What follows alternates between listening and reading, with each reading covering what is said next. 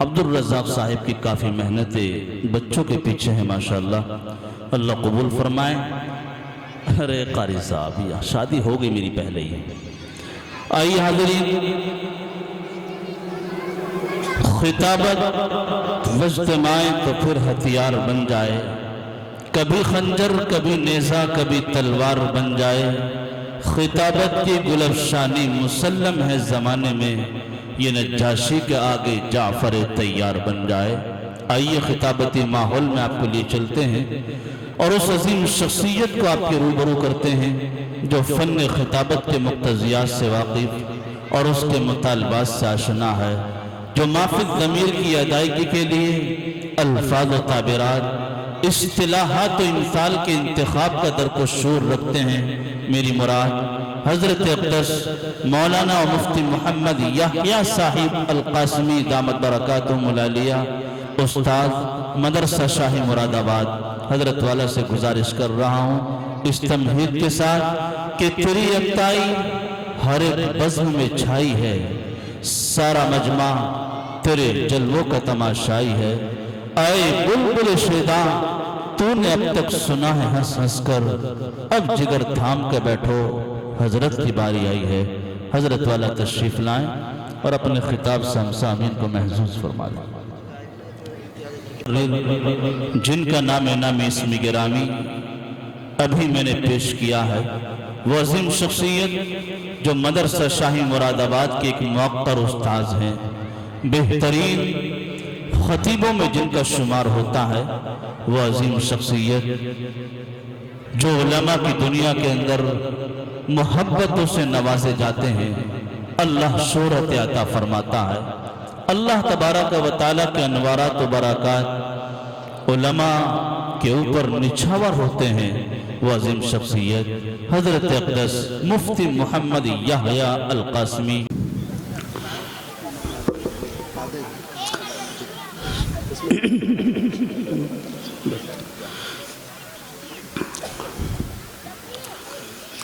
الحمد لله نحمده ونستعينه ونستغفره ونؤمن به ونتوكل عليه ونعوذ بالله من شرور أنفسنا ومن سيئات أعمالنا، من يهده الله فلا مضل له ومن يضلله فلا هادي له، ونشهد أن لا إله إلا الله وحده لا شريك له، ونشهد أن سيدنا ومولانا محمدًا عبده ورسوله وسلم تسليمًا كثيرا كثيرا. أما بعد، فأعوذ بالله من الشيطان الرجيم. بسم الله الرحمن الرحيم. من كان يريد العاجلة عجلنا له فيها ما نشاء لمن نريد ثم جعلنا له جهنم يصلاها مذموما مدحورا. وقال رسول الله صلى الله عليه وسلم: حب الدنيا رأس كل خطيئة، أو كما قال رسول الله صلى الله عليه وسلم.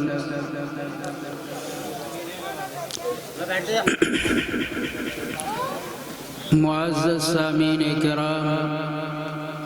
حاضرین محفل، پردہ نشین مائیں اور بہنیں، ہمیں اور آپ کو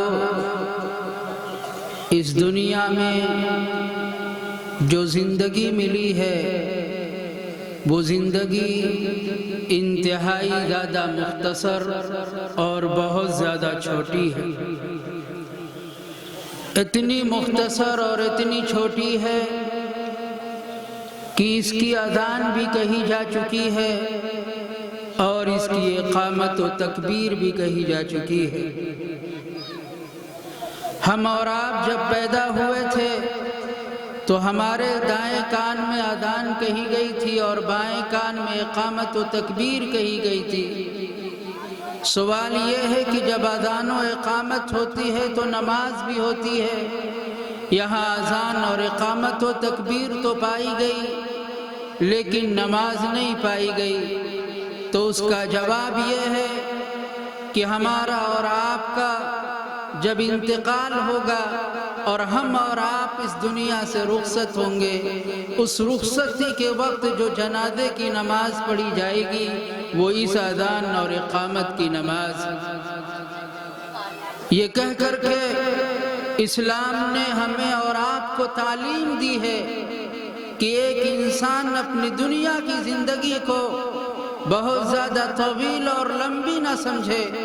اور اسے غفلت کے ساتھ اور لایانی کے ساتھ اس زندگی کو نہ گزارے، بلکہ وہ یہ سمجھے کہ اس کی زندگی انتہائی زیادہ مختصر ہے، اس لیے کہ اذان میں اور جماعت میں تو کسی قسم کا فاصلہ ہوتا ہے، اذان اور جماعت میں تو کسی قسم کا کوئی گیپ ہوتا ہے، لیکن اقامت و تکبیر اور جماعت کے کھڑے ہونے کے درمیان کسی قسم کا کوئی فاصلہ نہیں ہوتا۔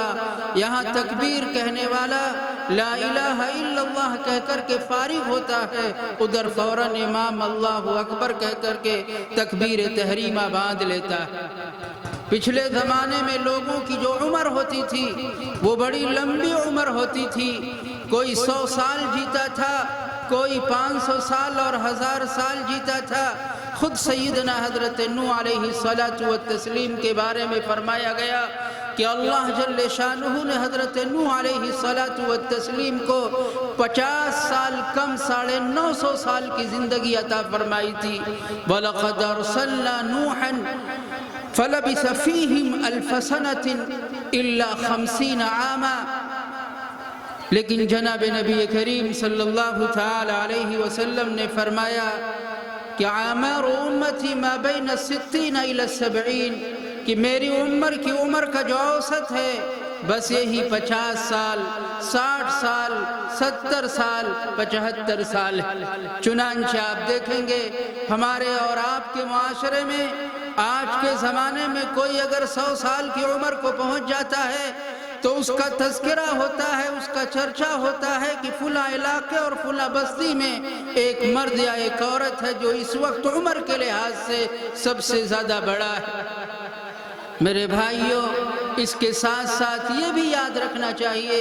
کہ آدمی کی عمر کتنی بھی لمبی ہو جائے، کتنی بھی لمبی ہو جائے، لیکن جب رخصتی کا وقت آتا ہے، دنیا سے جانے کا وقت آتا ہے، تو وہ لمبی سی عمر بھی آدمی کو انتہائی زیادہ مختصر معلوم ہوتی ہے۔ سیدنا حضرت نوح علیہ السلام جن کا ابھی تذکرہ کیا گیا کہ اللہ جل شانہ انہوں نے 950 سال کی عمر دی تھی، حضرت کا جب انتقال ہونے لگا تو ان سے پوچھا گیا کہ حضرت والا آپ کو اتنی لمبی عمر دی گئی، آپ نے کیسا محسوس کیا؟ تو حضرت نے فرمایا دخلت من باب وخرجت من باب آخر، مجھے تو ایسا معلوم ہوا کہ جیسے گھر کے سامنے والے حصے سے میں گھر کے اندر داخل ہوا،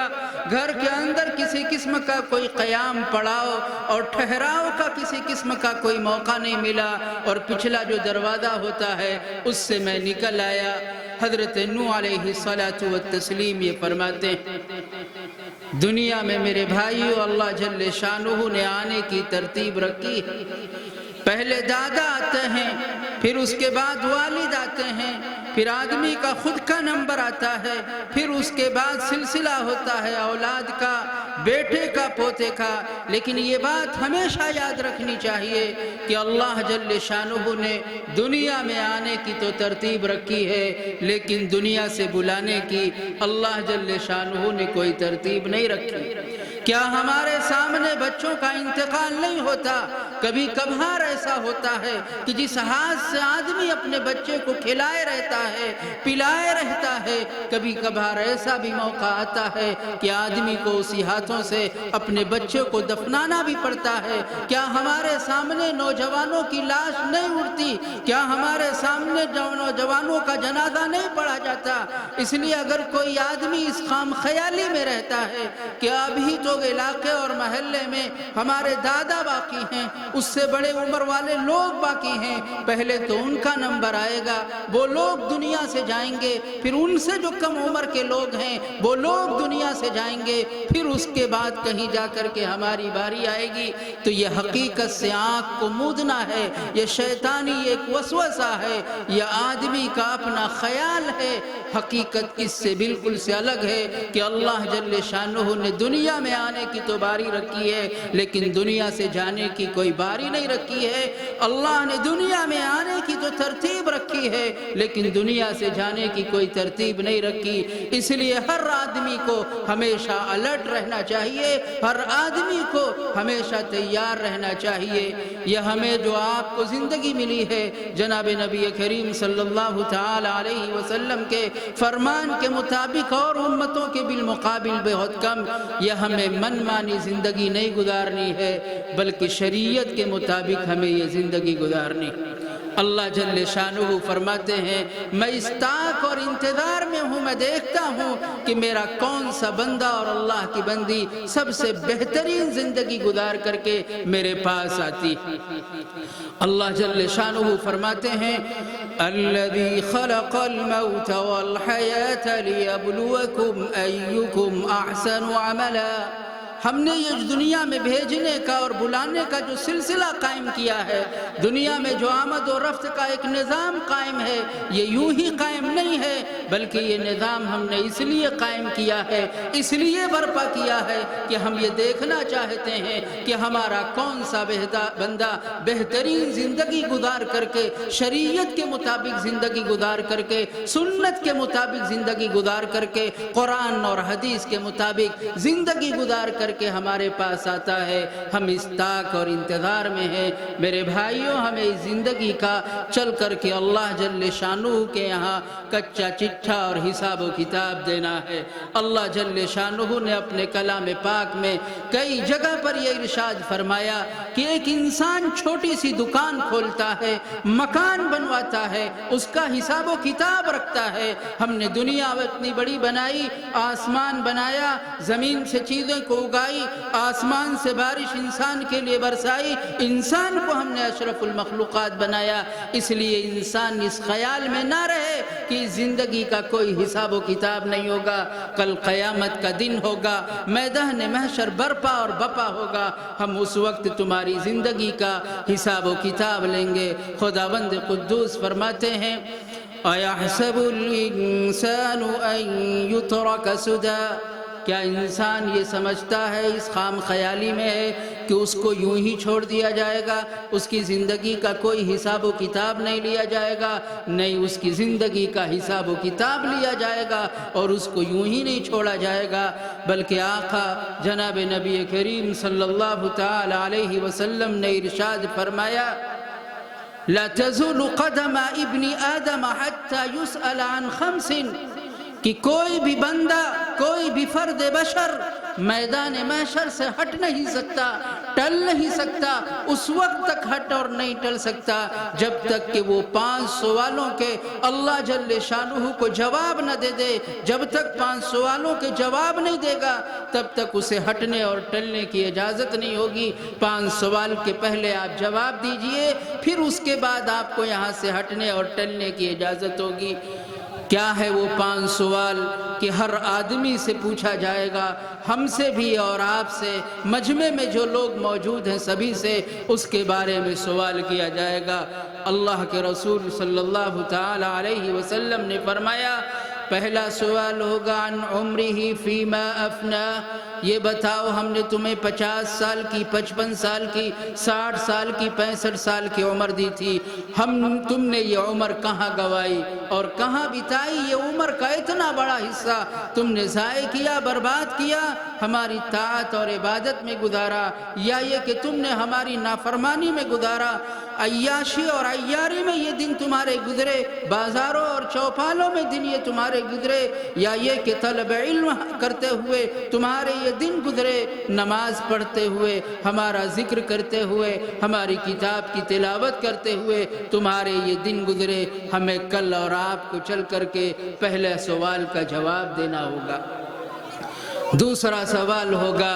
وعن شبابہ فیما ابلا، یہ بتاؤ زندگی کا سب سے حسین جو مرحلہ ہوتا ہے وہ جوانی کا مرحلہ ہوتا ہے۔ آدمی کے انگ انگ اور اعضاء مضبوط ہوتے ہیں، آنکھوں میں دیکھنے کی طاقت ہوتی ہے، ہاتھوں میں پکڑنے کی طاقت ہوتی ہے، پیروں میں چلنے کی طاقت ہوتی ہے۔ الغرض زندگی کا سب سے حسین مرحلہ جوانی کا مرحلہ ہوتا ہے۔ آدمی سے جوانی کے مرحلے کے بارے میں سوال کیا جائے گا، یہ بتاؤ تم نے یہ حسین مرحلہ اور بہترین مرحلہ زندگی کا کہاں گزارا؟ سوچنے اور سمجھنے کی بات یہ ہے کہ جب پوری عمر کے بارے میں سوال کر لیا گیا تو پوری زندگی اور پوری عمر میں تو بچپنا بھی آ گیا، جوانی بھی آ گئی، ادھیڑ عمری بھی آ گئی، بڑھاپا بھی آ گیا، پھر جوانی کے بارے میں کیوں الگ سے سوال کیا جائے گا؟ جوانی کے بارے میں الگ سے اس لیے سوال کیا جائے گا اس لیے کہ جوانی زندگی کا سب سے زیادہ حسین مرحلہ۔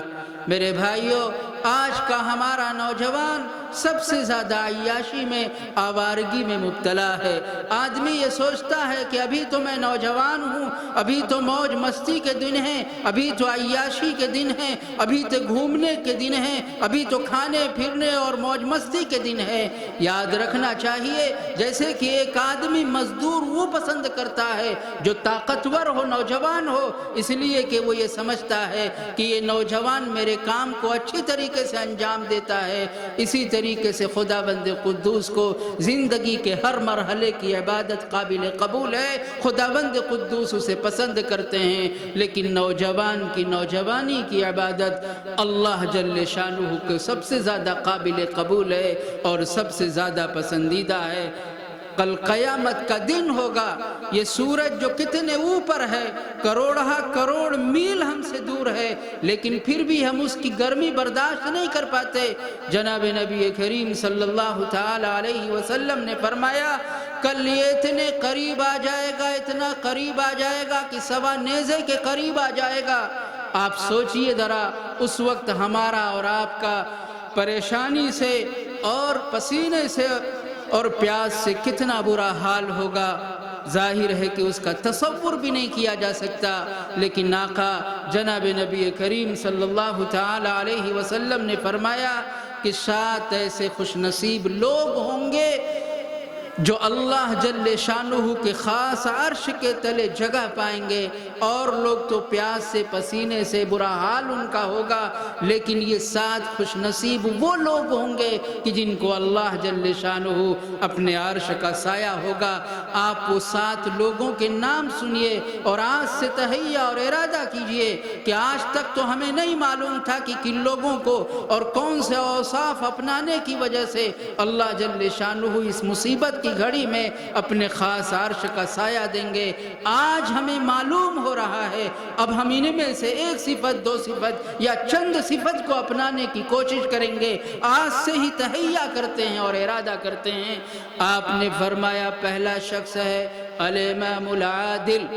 ایک آدمی کو 2 آدمیوں کے درمیان انصاف کرنے کا موقع ملا، فیصلہ کرنے کا موقع ملا۔ فرمایا ایسے موقع پر وہ آدمی چہرہ دیکھ کر کے فیصلہ نہیں کرتا، آدمی روپیہ پیسے کے بلبوتے فیصلہ نہیں کرتا، عہدہ اور منصب دیکھ کر کے متاثر نہیں ہوتا، بلکہ انصاف کی بنیاد پر وہ فیصلہ کرتا ہے۔ تو پہلا وہ آدمی ہوگا خوش نصیب جو انصاف کے ساتھ فیصلہ کرے گا، اللہ جل شانہ اس کو اپنے عرش کا سایہ دیں گے۔ دوسرے آپ نے فرمایا جس کی وجہ سے یہ حدیث آپ کو سنائی جا رہی ہے، آپ نے فرمایا شاب نشأ فی عبادت اللہ، اللہ کا وہ نوجوان بندہ اور بندی جو اپنی نوجوانی کو ادھر ادھر ضائع اور برباد نہیں کریں گے، عیاشی میں موج مستی میں نہیں گزاریں گے، بلکہ اللہ کی طاعت اور عبادت میں جو لوگ اپنی جوانی کے مرحلے کو گزاریں گے، اللہ جل شانہ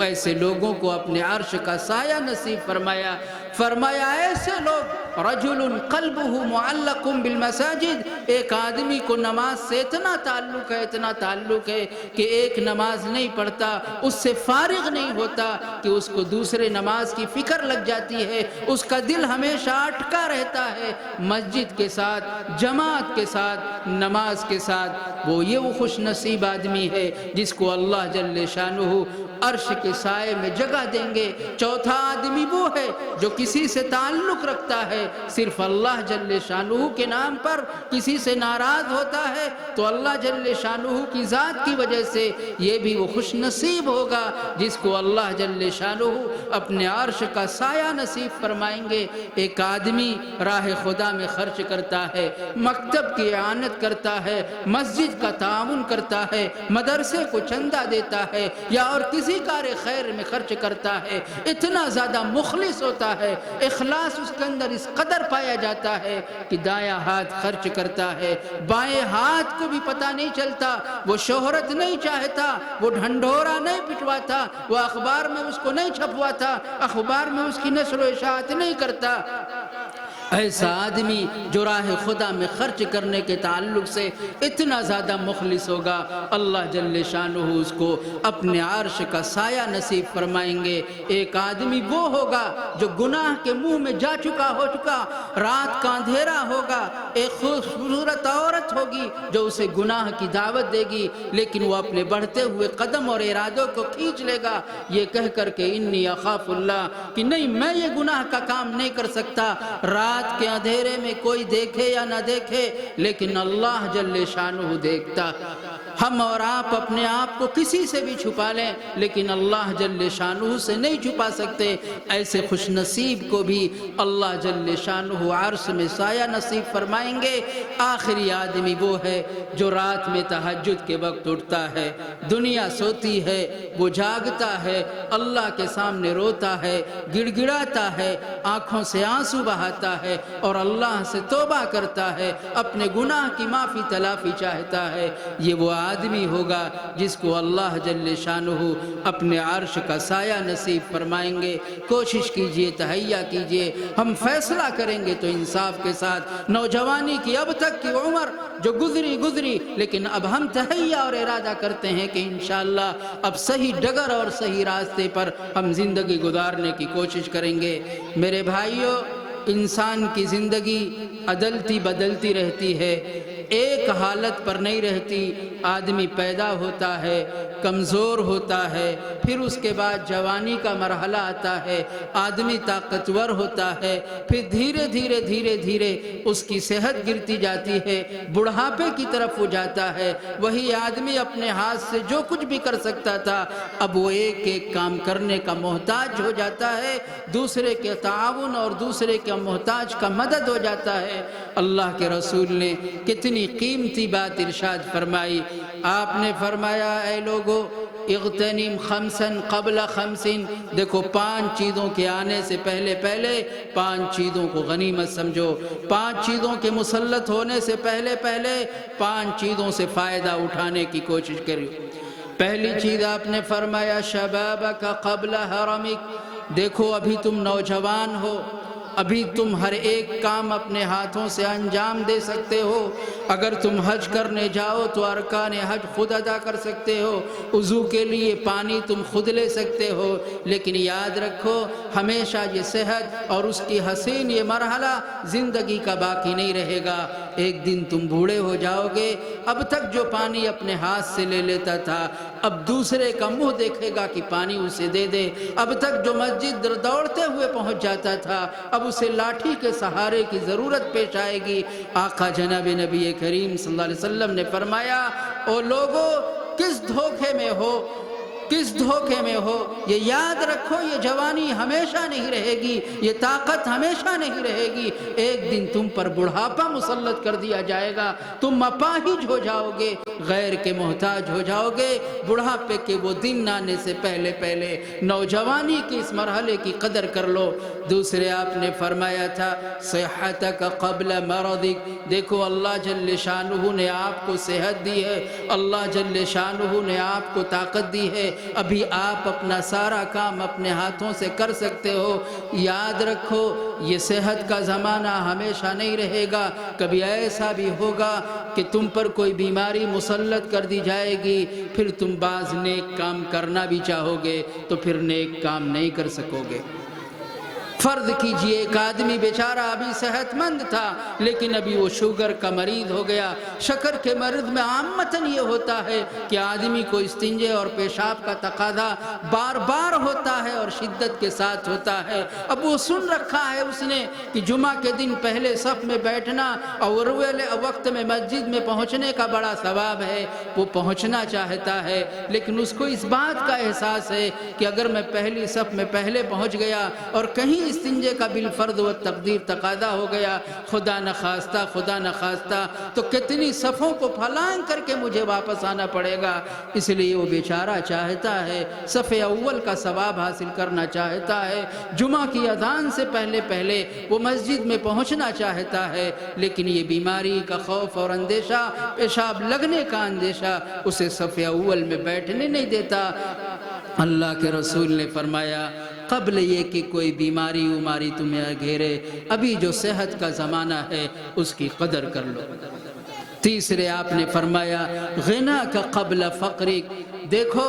ابھی تم مالدار ہو، تمہارے ہاتھ میں روپے پیسے ہیں، تم کالے سفید کے مالک ہو، بزنس اور تجارت تمہارے ہاتھ میں ہیں، کاغذات تمہارے ہاتھ میں ہیں، قبل یہ کہ وہ دن آئے کہ یہ بزنس اور اس کی لگام اور اس کی زمام اور سب کچھ بچوں کے ہاتھ میں پہنچ جائے اور آپ بیماری کے بستر پر لیٹے رہو۔ فرمایا اللہ کے راستے میں جب تک تم با اختیار ہو کچھ خرچ کرنا چاہو تو خرچ کر لو، قبل یہ کہ یہ اختیار تم سے چھین لیا جائے اور تم اللہ کے راستے میں کچھ خرچ کرنا چاہو تو تم خرچ نہ کر سکو۔ ایک بوڑھے میاں سے ان کی خیریت پوچھی گئی تو انہوں نے کہا کہ میں کیا اپنی خیریت بتاؤں، میں نے تو سوچا بھی نہیں تھا، میرے تو حاشیے خیال میں بھی یہ بات نہیں آئی تھی کہ اس طرح انقلاب آ جائے گا، اس طرح تبدیلی آ جائے گی۔ وہ لوگ جو چند پیسوں کے لیے میرا منہ دیکھا کرتے تھے، اب صورتحال یہ ہو گئی ہے کہ چند پیسوں کے لیے مجھے ان کے سامنے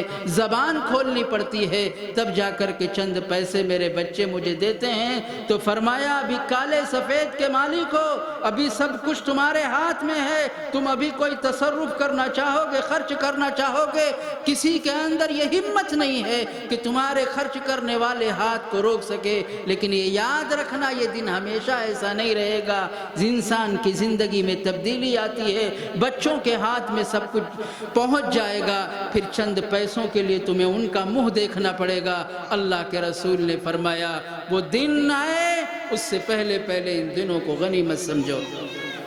چوتھی چیز آقا جناب نبی کریم صلی اللہ تعالی علیہ وسلم نے ارشاد فرمائی فراغک قبل شغلک، فرمایا دیکھو ابھی تمہارے والدین ہیں، تمہارا خرچہ برداشت کر رہے ہیں، تم پڑھنا چاہو بلکہ چاند پر کمند ڈالنا چاہو، ترقی کرنا چاہو تو تم ترقی کر سکتے ہو، اس لیے کہ تمہیں نان و نفقے کی فکر نہیں ہے، تمہیں اپنے لباس کی فکر نہیں ہے، نان و نفقہ کوئی اور برداشت کرے گا، خرچہ کوئی اور برداشت کرے گا، کھانا پکا کر کے کوئی اور دے گا، لباس تیار کر کے کوئی اور دے گا۔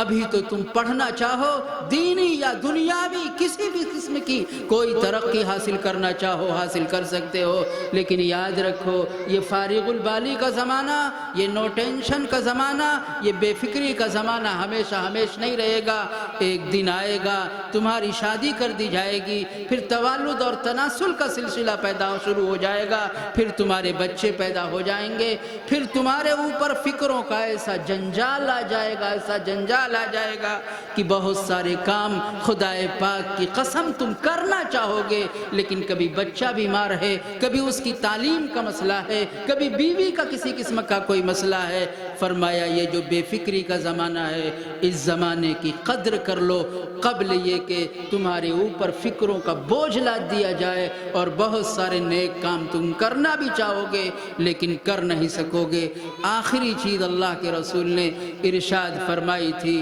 حیاتک قبل مماتک، دیکھو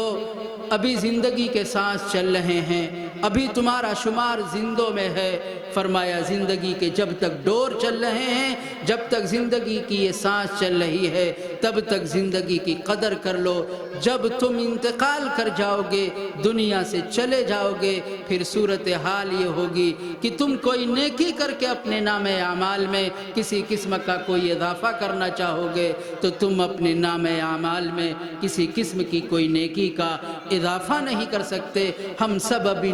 سب ابھی زندہ ہیں، اللہ جل شانہ نے ہمیں حیات دے رکھی ہے، ہمیں زندگی کے ان لمحات کی قدر کرنی چاہیے، ورنہ عرض کیا گیا 5 چیزیں جب آدمی سے چھن جاتی ہیں اور دوسری 5 اس کے اوپر مسلط کر دی جاتی ہیں تو پھر آدمی کے ساتھ صورتحال یہ ہوتی ہے کہ چڑیا چگ گئی کھیت۔ اب پچھتانے سے کچھ نہیں ہوگا، موقع آپ کے پاس تھا، مہلت آپ کے پاس تھی، آپ نے ان لمحات کو ضائع کر دیا، آپ نے ان لمحات کو گنوا دیا۔ میرے بھائیوں، آج ہماری اور آپ کی صورتحال یہ ہے کہ مسلمان آئے دن کسی نہ کسی بلا اور کسی نہ کسی مصیبت میں گرفتار ہوتا۔ ایک مصیبت جاتی نہیں کہ دوسری مصیبت منہ کھولے کھڑی رہتی، ایک پریشانی جاتی نہیں کہ دوسری پریشانی ہمیں ایسا لگتا ہے کہ ہمارے استقبال میں کھڑی رہتی ہے۔ گھریلو بھی مسائل ہیں، باہر کے بھی مسائل ہیں، داخلی بھی مشکلات ہیں، خارجی بھی مشکلات ہیں۔ اللہ کے رسول صلی اللہ تعالی علیہ وسلم نے فرمایا تھا، جب دنیا میں گناہ کی بہتات ہوگی اور لوگ گناہ پر گناہ کرتے چلے جائیں گے اور گناہ انتہائی زیادہ دنیا کے اندر عام ہو جائے گا، پھر آپ نے فرمایا تھا دنیا میں فتنے اور مصائب اور آلام اس طریقے سے آئیں گے جس طریقے سے تسبیح کا دھاگا ٹوٹ جائے اور دانے ایک کے بعد ایک کے بعد گرتے چلے جاتے ہیں، اسی طریقے سے مصیبت ایک کے بعد آتی چلی جائے گی۔ میرے بھائیوں، مسلمان کا آدھا حصہ یعنی 50% کھلے عام گناہوں میں مبتلا۔ وہ طبقہ جو ہم جیسا ہے، جو دنیا کے سامنے کھلے عام گناہ نہیں کر سکتا، اس لیے کہ اس کی عرفی حیثیت ختم ہو جائے گی، اس پر داغ اور نشان اور دھبا لگ جائے گا۔ وہ بھی جب رات کا اندھیرا ہوتا ہے، آدمی یہ محسوس کرتا ہے کہ وہ تنہا ہے، اب یہاں کچھ بھی کرنے سے ہمارا کچھ بھی نہیں بگڑے گا، عرفی حیثیت ہماری باقی رہے گی۔ تو میرے بھائی، ہم میں سے بھی اکثر لوگ وہ ہوتے ہیں جو رات کی تاریکی میں گناہ میں مبتلا ہو جاتے ہیں۔ آخری بات میں آپ سے عرض کرتا ہوں کو یہ بات یاد رکھنی چاہیے کہ ہم اور آپ ہمیشہ خفیہ 7 کیمروں کی نظر میں رہتے ہیں، اور آدمی کتنا بھی چھپ کر کے گناہ کر لے لیکن ان خفیہ کیمروں سے اپنے آپ کو بچا نہیں سکتا۔ کیا ہے وہ 7 چیزیں؟ رات کا اندھیرا ہو، ہم ہوں، ہمارے علاوہ کوئی نہ ہو، پھر بھی اس کے باوجود بھی ہمارا کوئی گناہ چھپا نہیں رہ سکتا۔ میرے بھائیوں، پہلی چیز یہ ہے کہ رات کتنی بھی تاریک ہو، رات کتنی بھی اندھیرے ہو، بند کمرے میں ہو، کھڑکی اور دروازہ سب کچھ بند ہو، ہم سب سے چھپا سکتے ہیں، سب سے اپنے کرتوت اور کالے گناہ کو چھپا سکتے ہیں، لیکن یہ بات یاد رکھنی چاہیے کہ ہم اپنے کالے کرتوت کو اللہ جل شانہ سے کبھی نہیں چھپا سکتے۔ اللہ کے لیے دن کا اجالا، رات کا اندھیرا دونوں برابر۔ اللہ جل شانہ فرماتے ہیں، اللہ یعلم ما تحمل کل انثى وما تغیض الارحام وما تزداد وكل شيء عنده بمقدار۔ ایک بچہ جنین کی شکل میں ہوتا ہے، ماں کے پیٹ میں ہوتا ہے، دنیا والوں کو اس کے بارے میں کوئی خبر نہیں ہوتی، کتنی عمر پائے گا، کب پیدا ہوگا، کیا رزق پائے گا، کیا کھانے کو اسے ملے گا، کیا موت کب آئے گی، کس طریقے سے موت آئے گی۔ اللہ جل شانہ فرماتے ہیں کوئی بتا نہیں سکتا، لیکن ہمیں سب کچھ معلوم ہوتا ہے۔ دن کے اندر کھلے عام سورج کے اجالے میں چلنے والے کو بھی میں جانتا ہوں، اللہ فرماتے ہیں رات کے جو اندھیرے میں چلتا ہے میں اسے بھی جانتا ہوں۔ سیدنا حضرت ابراہیم علیہ الصلاۃ والتسلیم نے فرمایا تھا ربنا انک تعلم ما نخفی وما نعلن، اے اللہ آپ جانتے ہیں ان گناہوں کو جن کو ہم دن کے اجالے میں کرتے ہیں، اے مولا کریم رات کے اندھیرے میں جو ہوتا ہے وہ سب بھی اے اللہ آپ جانتے ہیں۔ ایک آدمی کا غلط ارادہ ہو گیا اپنی باندی کے ساتھ، اس نے اس سے یہ کہا کہ تم یہ دروازے کھڑکی وغیرہ بند کر دو، وہ بند کرنے لگی، اس کے دل میں اللہ کا خوف تھا، بیچاری کرتی کیا تھی، مجبوری کے ہاتھوں مجبور تھی۔ اس سے کچھ دیر لگی تو اس کے جو سیٹ تھے اس نے کہا آخر کون سی کھڑکی ہے اور کون سا دروازہ ہے جو تجھ سے بند نہیں ہو رہا ہے؟ تو اس نے روتی ہوئی آواز میں آنکھوں میں آنسو لیے ہوئے کہنے لگی آنکھوں میں آنسو لے کر کے کہنے لگی کہ اے مولا ایسے مخلوق جس کھڑکی اور دروازے سے دیکھتی ہے وہ تو میں نے بند کر دیا، لیکن خالق اور مالک ہم سب کو پیدا کرنے والا اللہ جس کھڑکی اور جس دروازے سے دیکھتا ہے وہ مجھ سے بند نہیں ہو پا رہا ہے، اگر آپ سے ہو سکے تو بند ہو کیجئے۔ اللہ کے رسول کی خدمت میں ہمارے اور آپ کے نام اعمال پیش کیے جاتے ہیں، کرامن کاتبین ہمارے کندھے پر بٹھائے گئے ہیں، نام اعمال تیار کیا جا رہا ہے۔ اللہ جل شانہ زبان سے گواہی لیں گے، زبان پر تالا لگا دیا جائے گا، ہاتھ اور پیر سے گواہی لی جائے گی، ہم کچھ بھی کام کریں زمین کا کوئی نہ کوئی حصہ تو ہوگا۔ اللہ جل شانہ فرماتے ہیں یومئذ تحدث اخبارها بان ربک اوحی لها، جس زمین کے اندر بولنے کی صلاحیت نہیں ہے ہم اس زمین کے اندر بولنے کی صلاحیت دے دیں گے، وہ زمین یہ بتائے گی یہاں زنا ہوا تھا، یہاں بدکاری ہوئی تھی، یہاں قتل کیا گیا تھا، یہاں لوٹ مار ہوئی تھی، یہاں چوری ہوئی تھی۔ اس لیے میرے بھائیوں ایک مسلمان اپنے آپ کو کیسے تنہا سمجھتا ہے جو یہ عقیدہ رکھتا ہے کہ اللہ اس کے ساتھ ہے، کرامن کاتبین اس کے ساتھ ہیں۔ اللہ جل شانہ مجھ کہنے والے کو بھی عمل کرنے کی توفیق نصیب فرمائے، سننے والے احباب کو بھی عمل کرنے کی توفیق نصیب فرمائے۔ جس طرح ہم دن کے اجالے میں